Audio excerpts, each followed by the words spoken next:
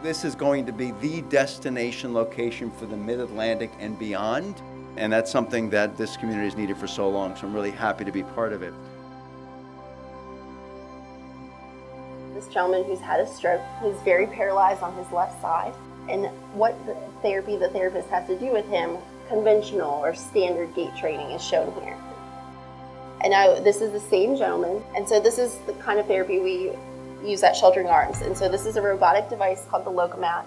The device goes around the patient and they're suspended with body weight support over a treadmill. And now this is the same gentleman, okay? He's still paralyzed on the left side, but we have the robot attached to him. And you're gonna see the type of therapy that he can get now.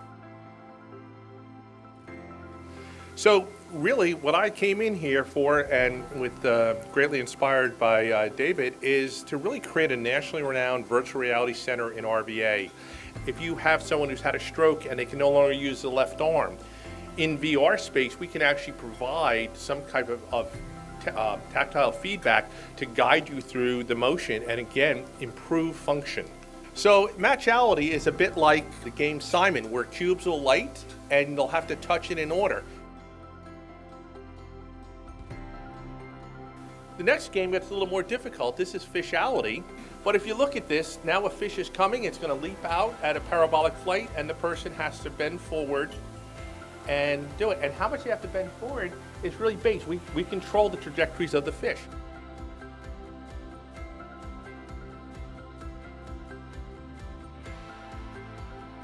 So then this is dodgeality, and again we start with a simple level, and we're trying to get people to engage in the workspace and in the gaming and to do the task. So we have all these different versions of the game so that they're not bored.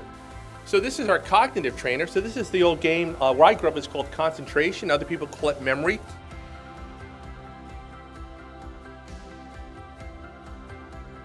And so here's the normal. If we put that only in one plane, you can see the normal eye is perfectly flat. When you take the patient with Parkinson's disease, it's at the same magnitude. You see this ocular tremor. And again, we're seeing this in 99% of the people and nothing else. So it occurred to us, could we use this for diagnosis? And sure enough, you can. So we are very fortunate that we had a veteran who comes by and he had an epidural stimulation implanted in his spine.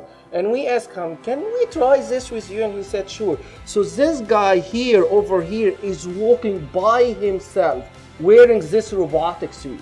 He's not the machine is not controlling him, he is controlling the machine. And how do we know that? Every time the patient make a single step, the machine would beep. If the patient failed to make this step, the machine make a loud noise. So we know the patient was not successful. So you can see patient was able to make 226 steps. Amazing, amazing.